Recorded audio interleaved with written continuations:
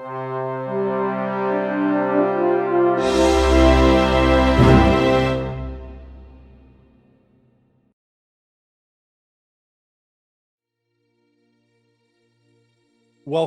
to a new episode of the Astro Podcast. Today we have with us Simon Dolet.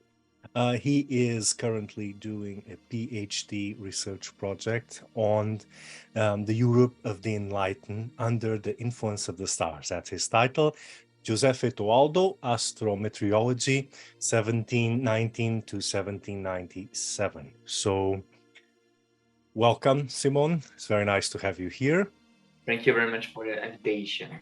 Yeah, I'm quite curious about the topic that you have been studying for quite a few years, which is astrometeorology, and in particularly in the almost at the end of astrology being accepted as a proper science in an academic sense. So I'm quite curious to know a little bit about your research and what you've been finding out.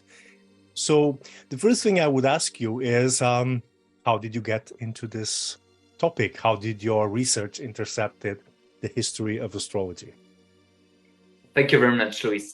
So I came across the history of astrology in the third year of my bachelor. I was looking for a subject for my master thesis, and the professor in Dijon University suggested me to the history of science. Indeed, I have also a bachelor in physics, so and the question of truth, especially the scientific truth, has questioned me a lot. So yeah, why would physics tell the truth more than history? I then turned to the construction of the history of science, then to pseudo-science, and more specifically astrology. I have read Hervé Drevillon's book, Lire, Écrire l'avenir, on the astrology during the 17th century in France. And I then thought, what next? So I focused my research on the 18th century, on the Enlightenment, and I discovered Toledo. I was very lucky because I have no idea that his archives would be so rich, and I was lucky again to write my master thesis in Nice under the supervision of Voltaire. Who is my PhD supervisor now, and he's a specialist on the 18th century. So it's the beginning of the story. Yeah, because I forgot to mention that you're doing your studies at the University of Nice. Exactly. Yeah. Okay.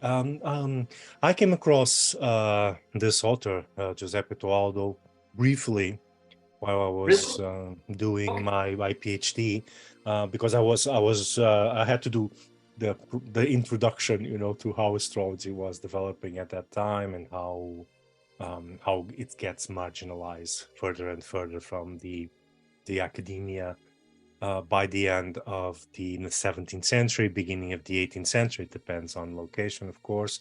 And I came across him exactly on the astrometeorology. Of course, I didn't develop that too much. I just mentioned it, basically, that he is one of the late people writing on astrometeorology. So I was very interesting, because basically, and correct me if I'm wrong, but most of the historiography focus on the English scientists doing this astrometeorology quite late into the 18th century. But at least that I am aware, there's not much historiography in what's happening in Italy, France, and elsewhere. Yeah, basically there is not a lot of things about astrometeorology. You know very well the studies of Charles Brunet, Joël Ducrot for Ducrot, excuse me, for France, and Lawrence Mathers in the last years, or Craig Martin. And Craig Martin works a lot on Italy, other lands. And yeah, I think you're true. There is a lot of studies on English part of the world, and like astrology, many studies during focused on the Middle Ages. So there is a lot of things to do, and that it's the difficulty with astrometeorology. It's not just astrology, and it's not totally meteorology. So yeah, it's a weird hybrid, and very difficult to fit into a specific box, let's say. Exactly. Yeah, because I found that as well, because I've been finding, of course, astrometeorology as one of the main applications of astrology. For navigation, for example, in your last article. With medicine, perhaps it's going to be I think the largest. In almanacs, in all of that, you always have that meteorology bit. But again, as you said, there aren't many concise studies on its history, how it develops, forces, and it has been, it's been weird not to find more studies. To my mind, astrology is just one of the different way of astrology during the early modern period. So the name astrometeorology is not usually used. So it's difficult to speak about astrometeorology during this period. So yeah, it's more something. It's difficult to define. So. Exactly. I think it's difficult to define because it's not even, I would say, one of the main topics, at least that I've found in astrology books. So when we go to the teaching instruments of astrology, the books, the great works, meteorology it's there always, together with the mundane aspects of the crops and all of that, but it's very rarely treated as a topic on itself. And I think we don't have a lot of treatises on meteorology. And the aim of meteorology changed during the early modern period, Enlightenment. In the meteorology in the university focused on the causes and the link with God. And just after, from the middle of the 17th century, with the scientific revolution and the new instruments, there is a new period for meteorology that is predictive period, and that's one of my subject of studies now. Yeah, exactly. How that shift. Yeah, exactly. Yeah. And I think and what I've seen is that, like I said before, together with medicine, it's perhaps one of the topics, one of the subjects where astrology survives to its latest form. And I have also the impression that in some way, this idea of celestial influence will develop into what we have today as astrophysics, of course, with lots of changes, but there seems to be a passage, where you get celestial influence then becoming astrophysics, and the whole shift in the way of conceiving the universe.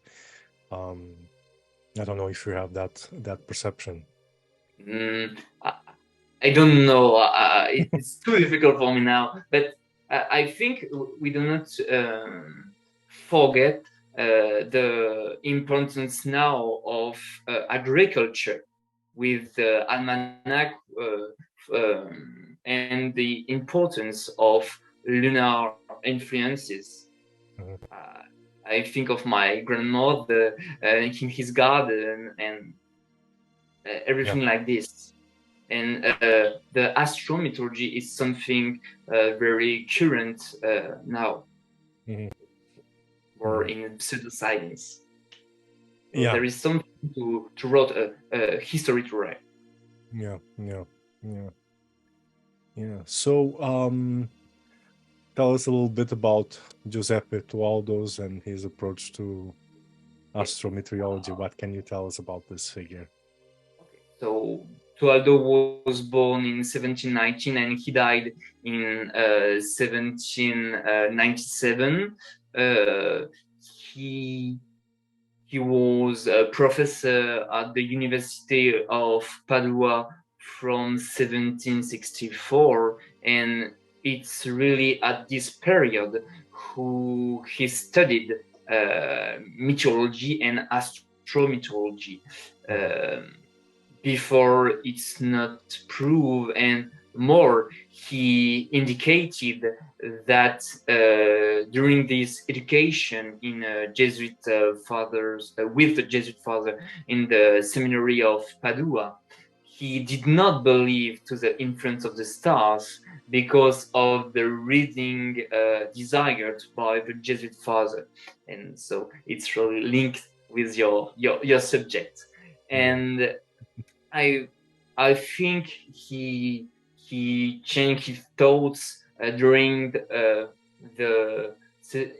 year 1760s or 1750s, excuse me, or 1760s. And during my master's thesis, I'm focusing on a new form of the adaptation of scientific astrology. More precisely, Toaldo wrote a history of sound astrology with a link with Bacon sound astrology.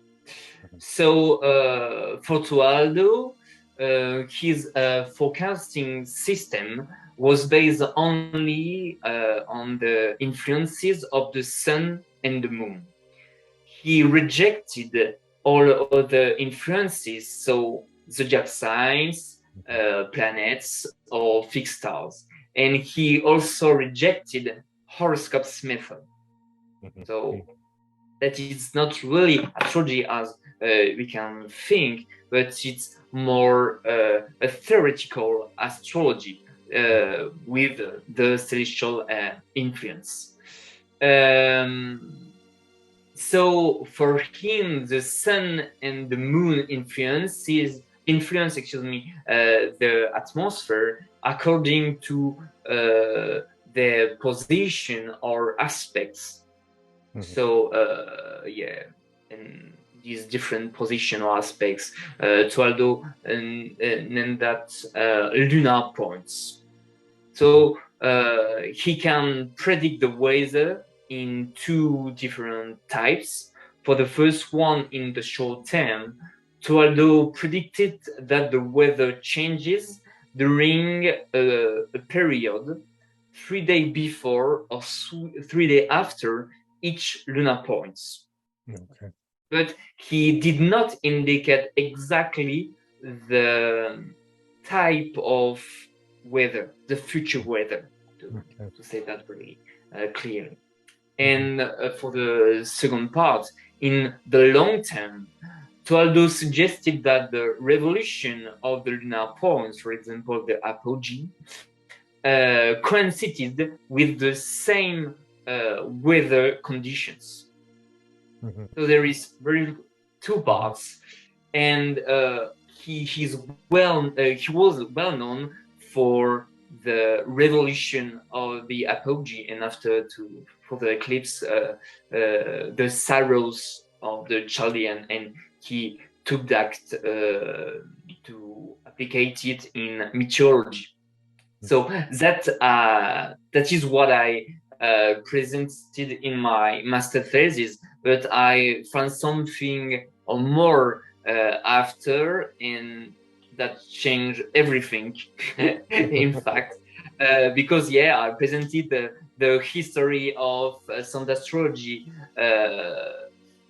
in Toaldo's discourse, but he wrote in 1781 when he is very famous in the Republic of Sciences.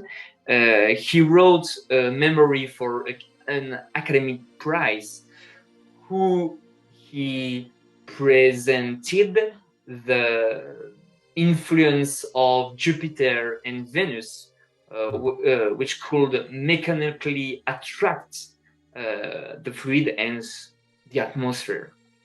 So it's something totally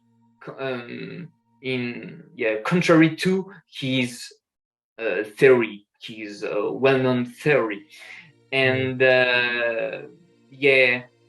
he went further when he wrote that something really near from nativities. In fact, for him, the weather conditions could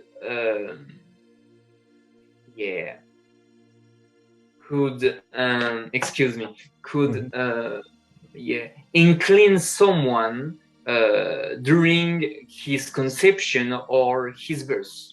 Okay. And after, this person would have a sensibility with these types of change, of weather changes. So it's something really near of nativity, and it's really something astrological. But he pretended this text only in 1797, the year of his death. So I'm not sure it's something strange for him or not. It's something. Yeah, but it's interesting. It's very curious that he's returning. It's very curious. To the possibility that if it affects the weather and the natural conditions, it could affect the conception and the birth as well. Exactly. Which is again picking up on on the theories that we see in earlier versions of astrology until mid 17th century, where I think I don't recall exactly who says this. I think it's Ptolemy, probably in the Centiloquium or something like that, that says that one should study the ingresses and the lunations that are occurring before birth, because those will mirror also something in the birth. And again, those are two tools for weather forecasting at that time. So it's again, this link appears to exist earlier, and he's picking it up in his more mathematical or scientific version. Scientific, it's the word, scientific version of astrology. So it's very curious. I don't know why he presented his memory to Haarlem in Netherlands, and the administrators or the person who read the memory for the prize wrote, because I have been the opportunity, to see the document. Someone wrote that is astrology, but it is in the negative. It's a negative purport in this case. So, but there is something to find this way, and it's just two documents, and there is nothing more, and it's something really important because Toaldo didn't write a lot about astrology. In fact, just in 2 or 3 pages in the preface of his main book, the Saggio Meteorologico. So it's a meteorological essay, English. And in a lecture given in 1769, one of his first lecture in his chair, and saw this document in his almanac, the Journal Astro-météorologique. There is not a lot of things, but it's always behind his discourse. Yeah, yeah. It's curious. It's curious because I haven't been able to point, or I think, let's say, I think we haven't mapped yet how this shift of astrology as a science and then later as a pseudoscience.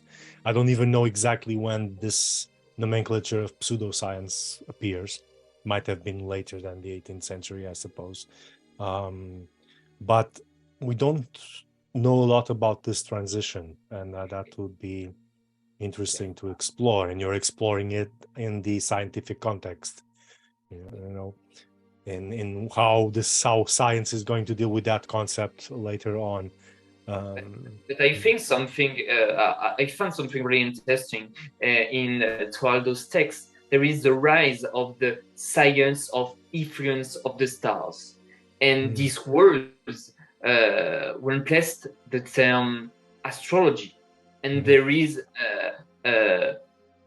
numerous texts during the 18th century which use the term influence of the stars. Yeah, interesting. Yeah, and in my master thesis, I try to explain this long process. And it's very interesting to see that Toaldo cited the same scientist than Patrick Curry in his profession, for exactly in the scientific reform. With John, with Ball, with God, with William Durham, etc. Exactly, which are the ones that I usually mentioned when we discuss this later. Yeah, this later approach to astrology. And Toaldo thought he participated in the same process, in fact, and we can see that at the end of the 17th century, all the scientists he cited used only influence of the stars, and not yet astrology. It's just Toaldo in his preface and in his university lecture. I think it's something to study, and I will study that in my PhD. The use of influence of the stars, and it can be a new way of the adaptation of scientific astrology, and it can be one of the steps to the scientific astrology to pseudoscience. Yeah, and probably avoiding the name astrology, which was associated with at that time non-scientific things. At the end of the 17th century, you know that very well, that the word is too negative.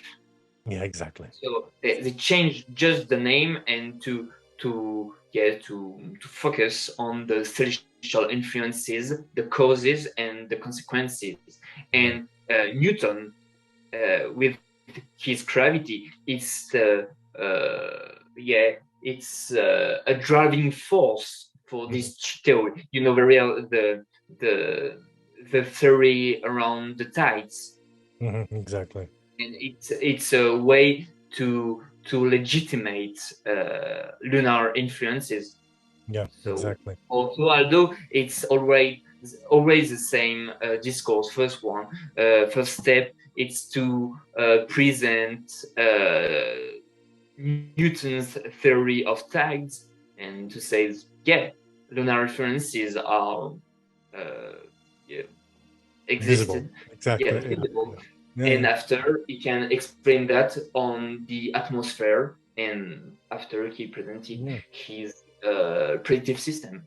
Yeah, and again, it's interesting because they're picking up on a long tradition that comes basically from Ptolemy. It's the main source where he says that. So if we see the influence of the sun in the seasons and the moon in the tides, there's a proof of astrology. That's well, I'm simplifying it a bit much, but that's the main idea that justifies, that proves in the practical way, mundane way, astrology. And here they are. There is some influence in their minds, because you do have the tides, you do have other stuff going on. So, and it has been a surprise when I saw all these great scientists at the end of the 18th century, like Lalande, a very famous astronomer, Lambert, a mathematician very well known of Berlin, and etc., etc. Mhm. They all trust about influences of the moon. Yeah. And everyone, there are just, excuse me, for now I think there's 5 or 6 actors against Toaldo, but Mhm. it's not the whole community of the Republic of Sciences. Mhm. So there is not, we can say astrology thoughts are really present in this period in Europe and also in the world with the colonial extensions. Yeah, it's very interesting, because at the same time we have because this is quite late. He dies really at the end of the 18th century, so it's very late period for him to be talking about this.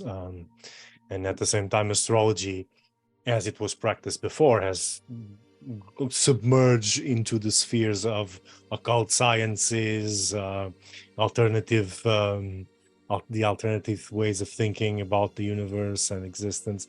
So we have that current going on, and then we still have a remnant of what we can say, a remnant of the influence of the celestial bodies within a more scientific apparatus, and a way of trying to fit that into the new mechanics of the world, which is quite interesting. And this is why I say, in there somewhere might be what we can call prototype for astrophysics, because they are trying to understand exactly, how are these things moving around and affecting us somehow. Of course, astrophysics is far beyond this simple way of seeing things, exactly. But I don't know. I can see the route, what would lead to develop as new discoveries come to place and science evolves. Our knowledge evolves, of course, and nowadays it's very difficult to make that comparison. But at that period, I think we have a transition between this idea of celestial bodies moving and affecting the Earth and life on Earth and people and events, and then the fact that we are immersed in this web of relations, gravitational, with light, electromagnetic, whatever, moving around, which astrophysics is going to focus and focuses today. It's very difficult to define a scientist during the Enlightenment.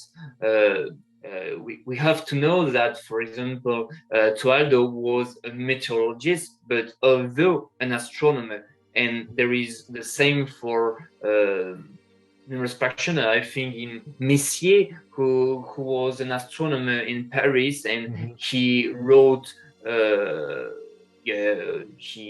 he wrote some meteorological observation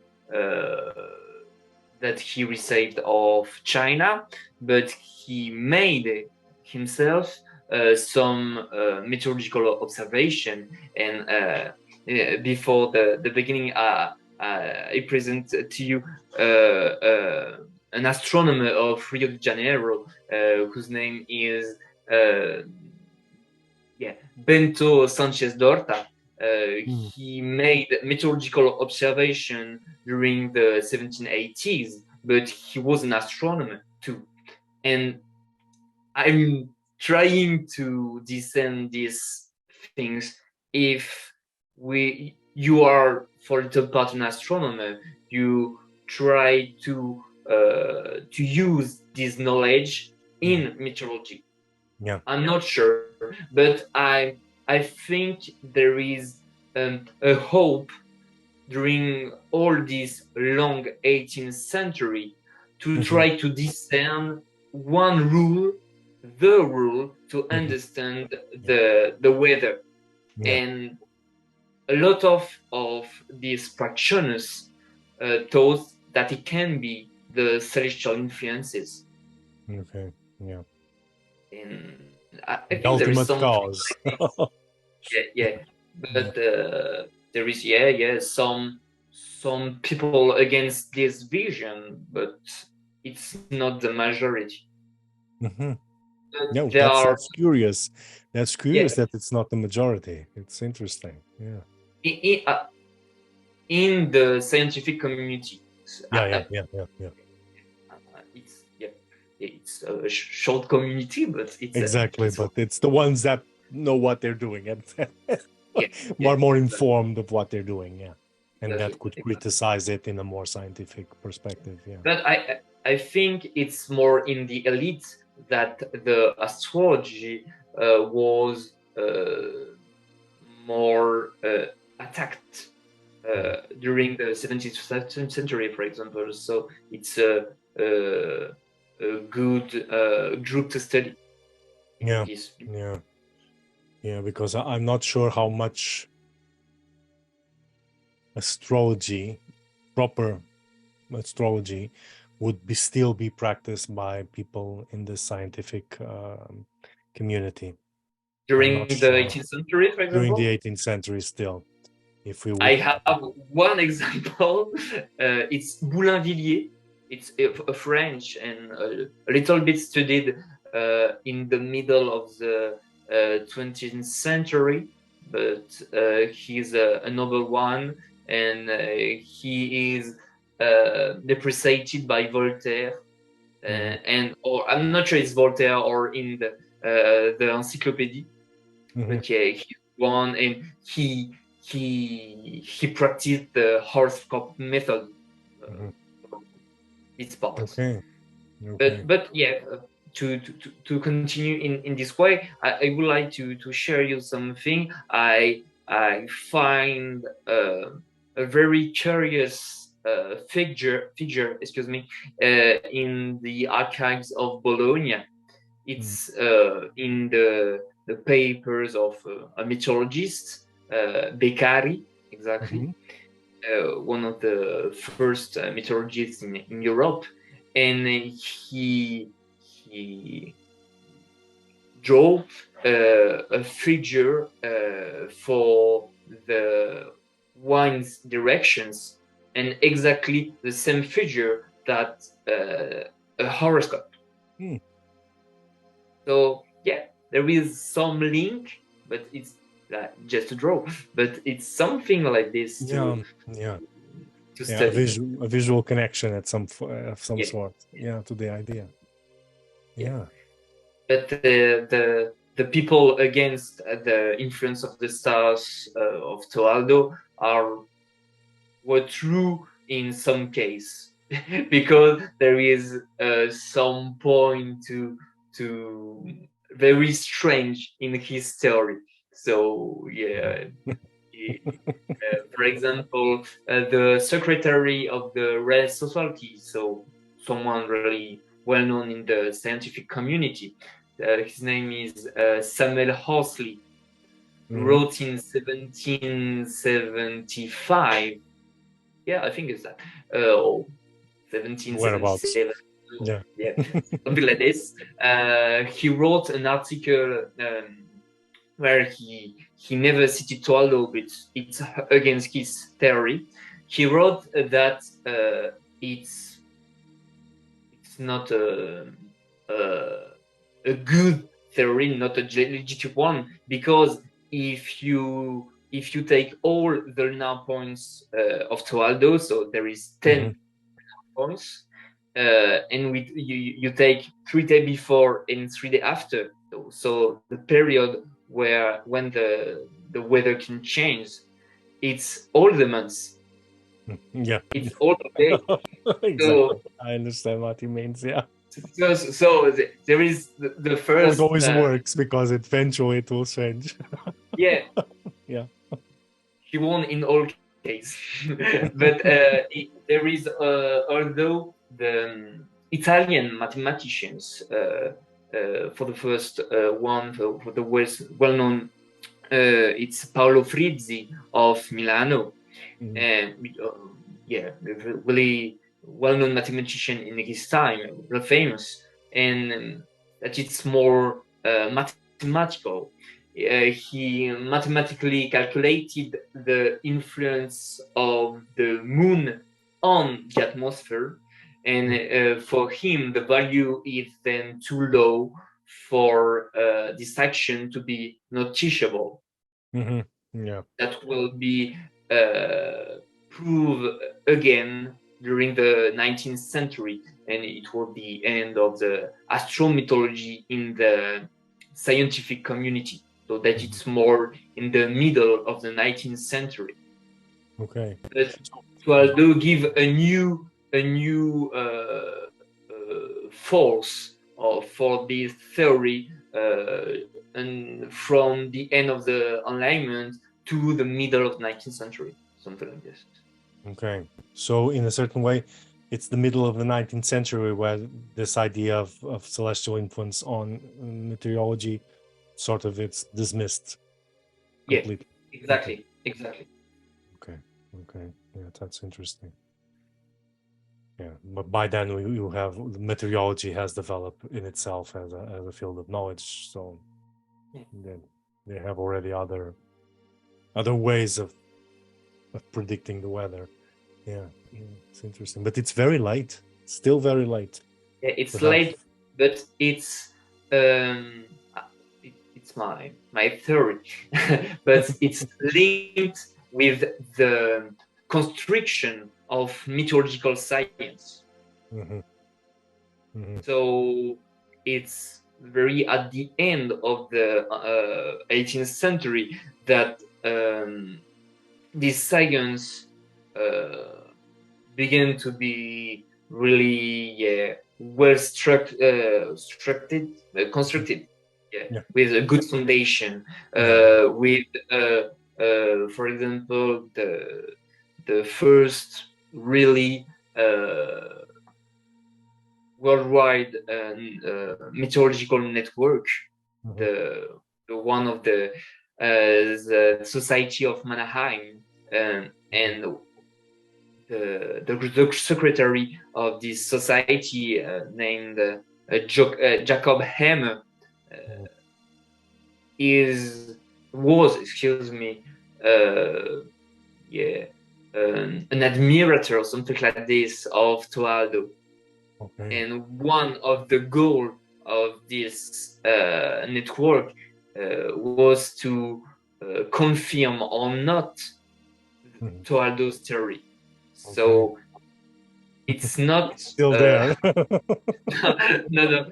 So it's written in an article just after 5 or 6 years. It's just a little bit abandoned, something like this.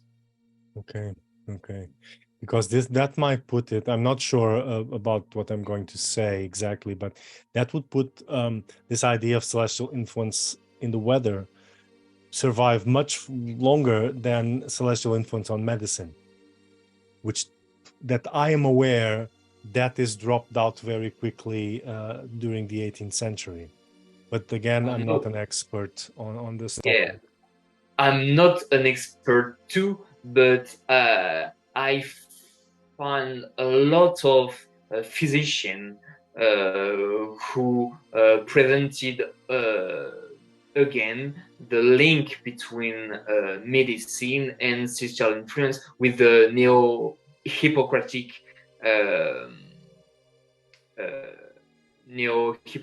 theory. It's between the middle of the 18th century and the beginning of the 19th century, and a lot of meteorologists was physicians. Yeah. There is not a lot of chair of meteorology. Yeah. I think, yeah, for example, so Padua in Harvard University, it's not really a chair of meteorology. It's a chair of mathematics and natural philosophy. But all the professors practiced meteorological observation. And there is another one at the very end of the 18th century in Spain, and another one in somewhere in Germany. Yeah. So there is a lot of physicians, and for example, there was a network, a meteorological network in coordinated by the Royal Society during the 1720s and 1730s, which the aim was really the medicine, the link between health and weather. Okay. But and one of the exactly the person who edited the meteorological observation was William de Rham. William de Rham, cited in by Patrick Curie in his Profession Power. So he was the really I don't have the word, excuse me, yet he was near of the Newton theory, and he tried to explain the link with celestial influence, Newton, and God. So he's someone interested by celestial influences, and he worked for his meteorological network. But I have not yet consulted archive of the Royal Society. It's next on the I would like to do so very quickly. Yeah, it's interesting because then we do need to map this a little bit better to understand exactly how this idea. And I think that just now, but there is an article of Mark Harrison who worked on the physician at the end of the 18th century who used celestial influence, exactly moon influence in medicine, but in colonial context. I think it's in India, but I'm not very sure. I think so. I'm not familiar with that one. Yeah. Mark Harrison. Mark Harrison. Yeah, I know the name, but I don't know that paper. Yeah. Okay, that's interesting. Well, again, the idea of celestial influence is still there, in one way or the other, which is quite interesting. Well, I'm looking forward to see the end of your thesis and see what you can come up with. Yet you're at the beginning still. The middle. The middle. Yeah. Yeah. It's important. Yeah. Time travels fast. Yeah, exactly. Yeah, exactly. Okay. I don't know. I was thinking you were thinking about all these people, and I think if there was someone in Portugal that would have that kind of connection. I'm not so familiar with 18th century or early 19th century history of science here. I've been stuck more or less in the 16th and 17th century. But I will look if I can see anyone that might be interesting to you. Yeah, but I read in the last day an article of climatology which presents all the a little history of meteorology in Portugal, and the scholars read that there is a beginning of meteorology really late in Portugal, so I'm not sure if there is a lot of evidence or in Portugal. But I read your PhD, but I'm wondering if you're in the Jesuit College who studied. There is something about meteorology in all the lecture given by the actor you studied. Well, possibility something like this, because in Padua, the chair of astronomy and meteors, there is astronomy and meteors. So I think it's in DNA, something really at the basis of the chair. Exactly. Yeah, I'm thinking the latest teaching of astrology we have here in the Jesuit College is in 1702, so right at the beginning of the 18th century. And they always focus in astrometeorology, basically, theory of conjunctions, ingresses, lunations, eclipses for the prediction of weather. That's the main focus. And they're very, what shall I say, very precise. So they don't just teach the astrological doctrines, they teach, calculation of lunations, calculation of eclipses, lunar parallax. They have the whole astronomic and mathematical corpus needed to calculate all these phenomena. And then they speak of it as a meteorology, as mainly for meteorology. And you see that from the beginning of the 17th century right until this last class in 1702. And this one has a lot of things, but it has a big chunk of it is on rules for astrometeorology. So it is one of the topics, but again, it would be one of the topics which would fit into the idea of natural astrology. So astrology that could be explained by causes. So it's there. As to meteorology, the more scientific development of meteorology, I'm not so aware of, but I can try to figure out, because the Jesuit College, the Jesuits are expelled later on in the mid of the 18th century. So by then, I think meteorology is still popping up.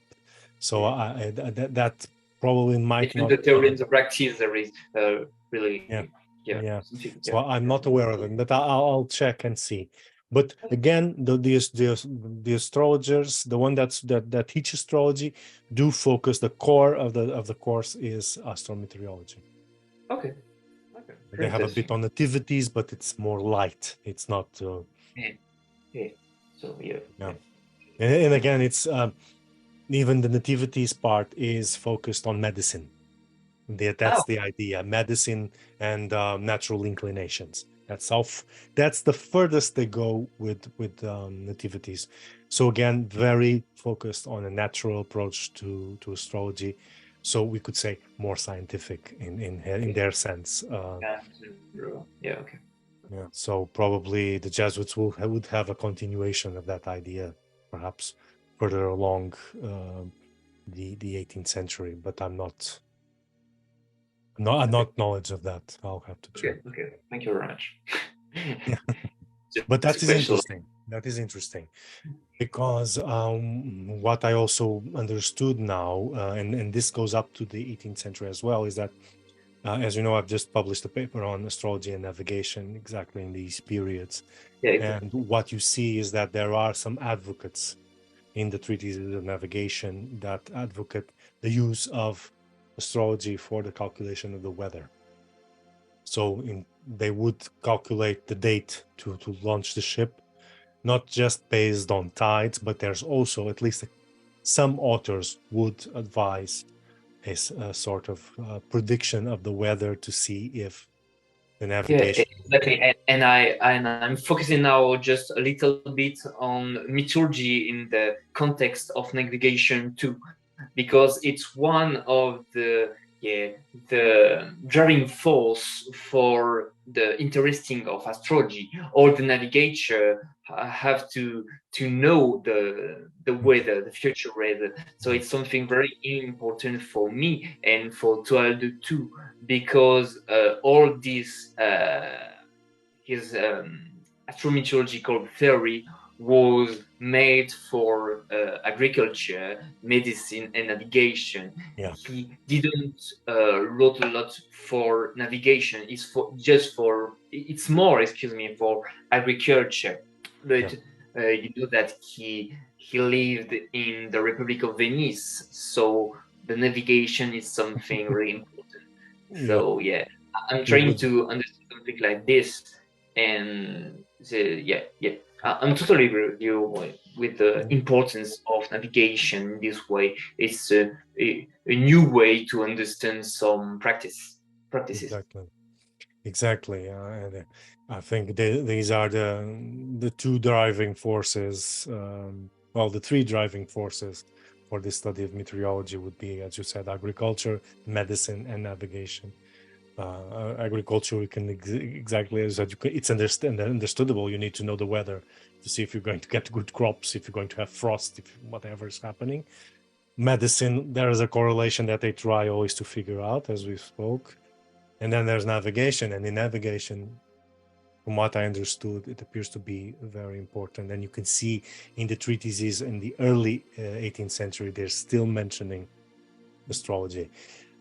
And for example, excuse me, and just for example, you can see one of the circulation of the idea of influence of the stars during the 1760 and 1770s, that Toaldo used for his lunar points the lunastices. So it's one astronomical point, and it's a term invented by Jérôme Lalande, the astronomer was I presented before. Jérôme Lalande is the most well-known astronomer in Europe during this period, and Lalande wrote the connaissance des temps. Excuse me. The knowledge of the weather. The knowledge of the weather. The connaissance des temps. There is masculine line in England present. Yeah, it's a nautical almanac. Yes, so it's a French nautical almanac, La connaissance des temps, and he presented the influence of the stars before Toaldo, and Toaldo printed and his works. And after, there is in the 70s, 80s, Louis Côte, the famous meteorologist in France, who wrote some conclusion of influence of the stars for navigation. It's one of the things that I found on this way, but there is not a lot of things, but there is something in the connaissance des temps and probably in the nautical almanac. Yeah. Which again is interesting because it is a continuation of that idea. Exactly. But it's a long story. I'm sure that. Yeah, it's interesting. It's a longue durée idea, which is quite interesting. It is quite interesting because we would think that those ideas would be abandoned, immediately when astrology gets out of favor. It's transition. But there is it's much slower. There's still the presence, at least, perhaps not astrology, but the idea of celestial influence of some sort. It's not really astrology. Yeah, it's theoretical astrology, something like this. But for example, the Toaldo, he rejected the horoscope. But for him, in his last almanac, the Giornale Astro-Meteorologico, he presented the meteorological diary as the new horoscope. For him, it's a new object which can help people to predict the future. So he wrote that exactly the meteorological journal is the new horoscope. Okay, okay. Yeah. It's not an horoscope, but there is something, a link between astrology and the science of the influence of the stars. There is really a science, and you can find that in the encyclopedia, because in the encyclopedia, so the English version, the first one, for influence, it's just something in 10 lines or something like this. Depends on the version or the editions. And for the encyclopedias, so the French version, it's very long.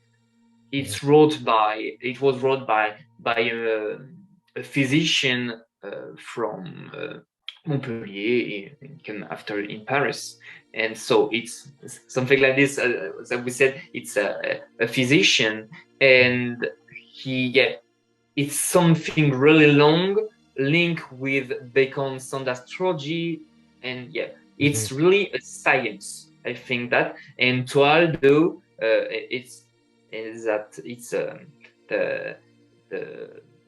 paper which made me on the road of this theory.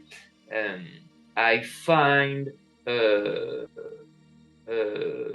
paper. Excuse me, I forgot the word. Excuse me. Yeah, I will write that.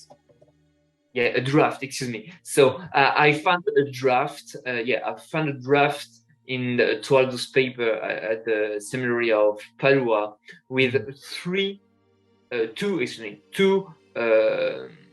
try to find a title for his main book, the Saggio Meteorologico, and there is in his two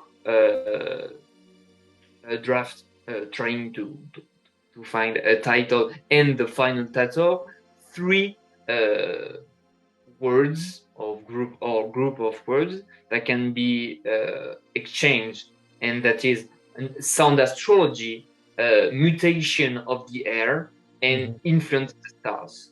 And Toaldo choose at the end influence of the stars. So for him, it's something like sound astrology, but the sound astrology is just a part. It's the social influence, so it's influence of the stars. But it's more acceptable and usable, I think, in the scientific community during the 18th century. Okay. Yeah. I understand. Yeah, it's interesting. Yeah, I think one of the way to study astrology in the 18th century, if we don't focus on horoscope, you can find a lot of things behind influence of the stars. Yeah, exactly. I think you're right, because you have the remnant, you have what remains of astrology, which is no longer scientific in that sense. So from a point of view of history of science, you have to see how the ideas of influence are then picked up by the new cosmologies, the new ideas, the new science, etc. So yeah, I think that hasn't been properly explored. I hope you can present a good a good view on that soon. Okay, no, great. Well, thank you very much for sharing all these what you're working with us. It was very interesting. I think this is a very interesting subject because we speak about the marginalization of astrology and then the collapse of astrology as a scientific valid knowledge, of course, but then we drop it off, but it's still there. The ideas, some of the ideas are still there and being recycled into the new views of the world. So I think that's quite an interesting facet to explore. And I wish you the best of success with the rest of your PhD. It's a lot of work, I know. Yeah. but That's it's well worth it. Yeah, that's it. With Okay. Skype. Thank you Thank very you. much.